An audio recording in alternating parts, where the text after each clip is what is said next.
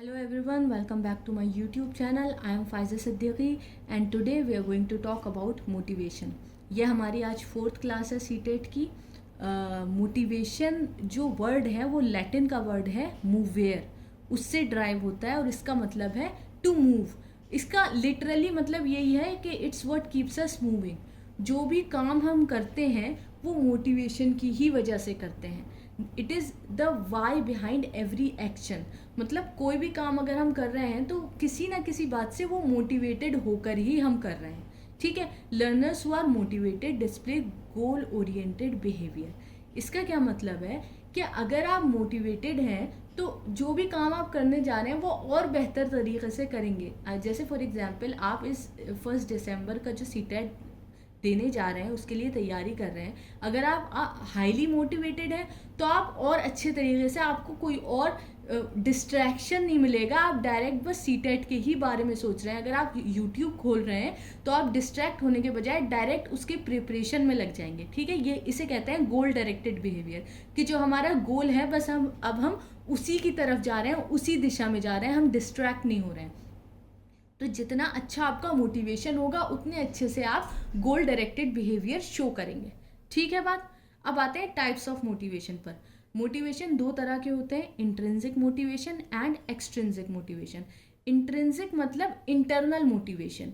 Internal मतलब जो हम इनेटली किसी चीज़ को दिल से चाहते हैं. जैसे फॉर एग्जाम्पल अब यहाँ पर दो तरह के लर्नर्स होंगे. एक तो वो जो खुद चाहते होंगे कि सीटेट क्लियर करें ताकि उनके फ्यूचर में कोई गवर्नमेंट जॉब मिल जाए, अच्छी सी उनका फ्यूचर बेहतर हो. और एक इस तरह के लर्नर्स होंगे जिनके पेरेंट्स उन्हें पुश कर रहे होंगे कि नहीं सीटेट क्लियर करो तुम इस बार. ठीक है ना. तो आप सबको पता है कि कौन से वाले लर्नर्स के ज़्यादा चांसेस सीटेट क्लियर करने के. किसके? जो खुद से चाहते हैं. तो जो लोग इनेटली चाहते हैं, दिल से चाहते हैं कोई काम करना, उस मोटिवेशन को इंट्रिंसिक मोटिवेशन कहते हैं. वो इंटरनल मोटिवेशन होता है. अब शाहरुख खान का वो बहुत मशहूर डायलॉग है कि किसी चीज़ को अगर दिल से चाहो तो पूरी कायनात उसे तुमसे मिलाने की कोशिश में लग जाती है. तो ये बात हकीकत है कि अगर आप दिल से चाह रहे हैं सीटेट को क्लियर करना, इंट्रिंसिक मोटिवेटेड हैं अगर आप, तो आप सीटेट क्लियर कर लेंगे. और अगर आप एक्सट्रिंसिक मोटिवेशन है, अगर आपके पेरेंट्स ने कहा है कि अगर तुमने सीटेट क्लियर कर लिया तो हम तुम्हें वहाँ घुमाने लेकर चलेंगे, हो सकता है आपका आ जाए, हो जाए. लेकिन जो इंटरनली मोटिवेटेड है वो ज़्यादा आसानी से और ज़्यादा अच्छे तरीके से क्वालिफाई कर ले. ठीक. अब intrinsic motivation can be cultivated through extrinsic means. अब तक हमने ये बात जान ली कि जो इंट्रिंसिक मोटिवेशन है वो बेहतर है एक्सट्रिंसिक मोटिवेशन से. ठीक है बात. लेकिन अब मान लो एक छोटा बच्चा है फर्स्ट क्लास का, उसमें कहाँ से मोटिवेशन आएगा कि मेरा फ्यूचर अच्छा हो. उसे तो अभी कुछ पता ही नहीं है ना. तो उसके अंदर अब मोटिवेशन आप कैसे डालोगे, इंटरनल मोटिवेशन कैसे डालोगे? कि उसके पेरेंट्स ये कहेंगे कि अगर तुमने होमवर्क अच्छा किया तो हम तुम्हें चॉकलेट देंगे. तो उस चॉकलेट के बहाने से वो ये सोचेगा कि मैं होमवर्क कर लूँ. ये हो गया एक्सट्रिंसिक या एक्सटर्नल मोटिवेशन. लेकिन अगर बच्चे के दिमाग में ये बात आती है कि यार अगर मैं इसी हैंड राइटिंग को और अच्छे से करूँगा तो हो सकता है मुझे एक चॉकलेट की जगह 2 चॉकलेट मिले.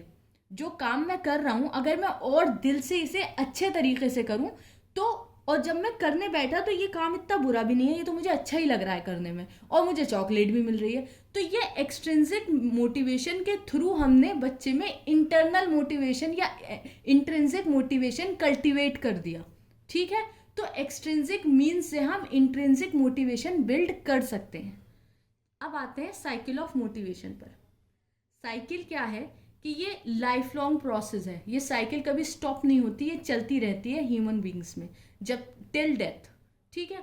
सबसे पहले किसी चीज़ की नीड आती है, देन ड्राइव, देन अराउजल, फिर goal oriented behaviour, then achievement, then reduction of that arousal और फिर दोबारा से नीड. अब फॉर एग्जाम्पल जैसे अब आप में जैसे ही जून का सीटेट हुआ, फिर रिजल्ट आया, तो बहुत सारे ऐसे बच्चे होंगे जिन्होंने सीटेट दिया था और उनका नहीं हुआ. बहुत बहुत सारे ऐसे होते हैं जिनका फर्स्ट अटेम्प्ट में सीटेट नहीं हो पाता है. फॉर एग्जाम्पल बहुत सारे बच्चों का फर्स्ट अटेम्प्ट था और उनका क्लियर नहीं हुआ, वो एक आधी नंबर से रह गए. अब उनके अंदर उस वक्त वो नीड पैदा हुई कि यार मुझे करना चाहिए इस वाला, ये जो अब नेक्स्ट आ रहा है इसी साल में मुझे कर लेना चाहिए.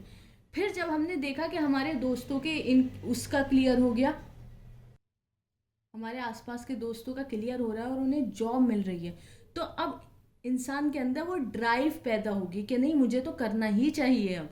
ठीक है ना। तो आप अब यूट्यूब देख रहे हो, बुक्स खरीद रहे हो सीटेट के लिए, आपके अंदर वो अराउजल पैदा हो रहा है कि मतलब मुझे मज़ा आ रहा है, अब मुझे सीटेट करना ही है, ये मेरी अब एक हॉबी है। फिर गोल डायरेक्टेड बिहेवियर हो जाएगा। मतलब नवंबर आते आते आपको कोई और बात सूझ ही नहीं रही है, आप बस सीटेट के बारे में सोच रहे हैं। ये इसे कहते हैं गोल डायरेक्टेड बिहेवियर। मतलब उस गोल से आपको कोई डिस्ट्रैक्ट नहीं कर पा रहा है इस वक्त। अब पहले मेरा दिसंबर का हो जाए सीटेट, उसके बाद मैं केरला घूमने जाऊंगा, उससे पहले नहीं जाऊंगा, पहले सीटेट का पेपर दे दूं, वरना मुझे मेरा माइंड एकदम डिस्ट्रैक्ट हो जाएगा। ठीक है। जब अब अगर आपने इतना सब कुछ कर लिया, ना कहीं जा रहे हो और सिर्फ पढ़ रहे हो, तो ऑब्वियस सी बात है आपका सीटेट क्लियर हो जाएगा। अगर कोई भी लर्नर दिल लगाकर अपना पूरा सिलेबस कंप्लीट कर लेगा तो सीटेट क्लियर हो जाएगा। बहुत ज़्यादा भारी और बहुत ज़्यादा मुश्किल नहीं है सीटेट, मेरे मेरे हिसाब से तो। फिर उसके बाद जब अचीवमेंट हो गया, जब रिजल्ट आया और आपने देखा कि मेरा सीटेट हो गया है, तो उसके बाद वो रिडक्शन ऑफ अराउजल होगा कि चलो भाई अब मेरा सीटेट हो गया, अब मैं जा रहा हूँ केरला घूमने। तो आपके अंदर अब वो जितना आप पढ़ रहे थे एक महीना पहले, अब नहीं पढ़ रहे हैं। ठीक है ना। जब आप वापस लौटे केरला से, तो आपकी अब क्या नीड होगी कि अब मैं जॉब ढूंढूं। मेरा सीटेट हो गया, मेरा बीएड तो है ही, अब जो भी आपने किया है।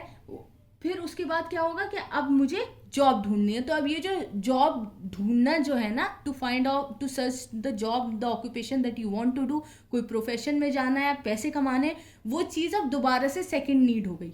फिर ऐसे ही ड्राइव होगी, अराउजल होगा, गोल डायरेक्टेड बिहेवियर होगा जब तक आपको जॉब नहीं मिल जाएगी। और फॉर एग्जाम्पल आपका अचीवमेंट हो गया, आपको जॉब मिल गई, तो फिर रिडक्शन हो जाएगा कि अब तो जॉब मिल गई, अब मैं सुकून से थोड़ा सा कमा लूँ, थोड़ा सा खा पी लूँ, थोड़ा लुटा लूँ। फिर तीसरी नीड क्या आएगी कि अब मुझे प्रमोशन चाहिए भाई। ठीक है, वो मुझसे अच्छा नहीं था, उसको प्रमोशन मिल गया, मुझे कैसे नहीं मिला। तो ऐसे ये नीड्स ह्यूमन बींग्स की बढ़ती चली जाती हैं। एक चीज़ हमने अचीव कर ली, फिर हमें दूसरी चीज़ चाहिए। जब कोई चीज़ एक अचीव हो जाती है, तो उसका मतलब ये नहीं है कि आपकी ज़िंदगी ख़त्म, अब आपको कुछ और नहीं चाहिए ज़िंदगी में। ठीक है। तो ये हो गई हमारी cycle of motivation. Next is Abraham Maslow's hierarchy needs theory. मतलब मॉस्लो ने ये हायरार्की नीड थ्योरी दी थी। हायरार्की मतलब ऑर्डर। 5 लेवल दिए थे इन्होंने अपनी हायरार्की के। क्या? Physiological needs, safety needs, belongingness, esteem, और फिर लास्ट है अपना, ये सबसे ऊपर आप किसे कहोगे, सेल्फ एक्चुअलाइजेशन। सब जो एकदम बेसिक नीड्स होती हैं ह्यूमन बींग्स की, वो होती हैं फिजियोलॉजिकल नीड्स। और बहुत कम ऐसे ह्यूमन बींग्स होते हैं जो सेल्फ एक्चुअलाइजेशन तक पहुंचते हैं। बहुत कम चुनिंदा लोग ऐसे होते हैं जो सेल्फ एक्चुअलाइजेशन तक पहुंच पाते हैं। अब इन्हें देखते हैं ये क्या है।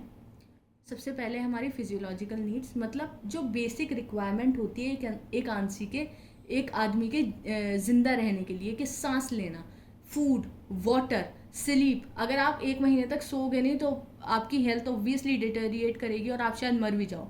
ठीक है ना। या फिर सांस लेना, सांस के लिए हमें ताज़ी हवा की ज़रूरत है, ठीक साफ सुथरे क्लीन वाटर की ज़रूरत है, खाने की ज़रूरत है। ठीक। तो हमारी जो ये बेसिक रिक्वायरमेंट्स है इन ऑर्डर टू लिव, वो होती है फिजियोलॉजिकल नीड्स। जब एक ह्यूमन बीइंग ये अचीव कर लेता है, तो फिर किस पे आता है, सेफ्टी नीड्स। कि अब मुझे सेफ्टी चाहिए, कि एक जॉब हो कायदे की, जो है मतलब इतने में पैसे कमा सकूं कि मैं मेरी सुकून की ज़िंदगी कट जाए। रिसोर्सेज इतने हो मेरे पास कि फॉर एग्जांपल कि मेरे पास बाइक हो कि मैं जॉब तक चला जाऊं। ठीक। फैमिली की सेफ्टी नीड्स, हेल्थ की, कि मतलब अगर कल मेरे बच्चे को बुखार आ जाए तो मेरे पास इतना पैसा होना चाहिए कि मैं उसे हॉस्पिटल ले जाऊं। प्रॉपर्टी इतनी होनी चाहिए कि मतलब घर होना चाहिए इस काबिल कि रात को छत के नीचे हम सो जाएं। तो ये क्या है, ये सेफ्टी नीड्स हैं।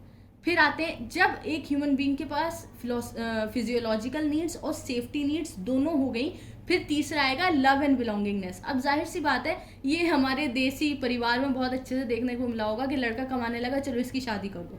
ठीक है ना। तो मास्लो को पता था कि इंडियन कल्चर में ऐसा होता है, इसीलिए उन्होंने ये ट्राइंगल दिया था। मजाक कर रही हूँ, लेकिन ये जनरली ट्रू ही है। जब सेफ्टी नीड्स आ जाती है, उसके बाद इंसान लव एंड बिलोंगिंगनेस की तरफ जाता है, कि अब उसके पास रिसोर्सेज हैं, एम्प्लॉयमेंट है, हेल्थ इंश्योरेंस है, प्रॉपर्टी भी है। तो अब वो चाहेगा कि मेरे पास इतना फ्रेंड सर्किल हो कि मैं बैठ जाऊँ, बात करूं, अपना दिल हल्का करूं, थोड़ा सा मजाक करूं, ठीक है। फैमिली मेरी अपनी होनी चाहिए, एक लाइफ पार्टनर होना चाहिए जिससे मैं अपनी दिल की बात करूं। फैमिली होनी चाहिए जहां मैं बिलोंग करूं, जहां मैं कह सकूं कि हाँ ये मेरी फैमिली है, मैं यहाँ बिलोंग करता हूँ, तुम लोग मेरी बात नहीं समझोगे, मेरे पापा समझ जाएंगे मैं क्या कहना चाह रहा हूँ, ठीक है ना। तो वो लव एंड बिलोंगिंगनेस हर इंसान एक तरह से चाहता है कि उसे मिले। Next is fourth level esteem.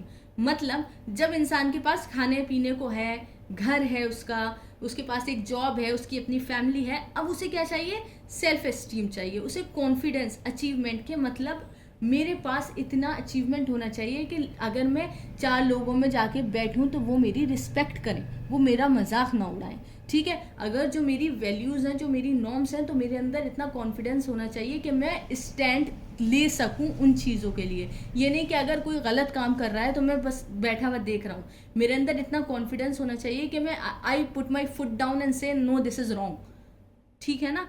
तो और मेरे पास अचीवमेंट इतनी होनी चाहिए, मैं इतना अचीव कर लूँ दुनिया में कि लोग मुझे देखकर हंसे ना, मेरी रिस्पेक्ट करें और मैं भी लोगों की रिस्पेक्ट करूं, मेरे अंदर इतनी मोरालिटी आ जानी चाहिए। Last is self actualisation.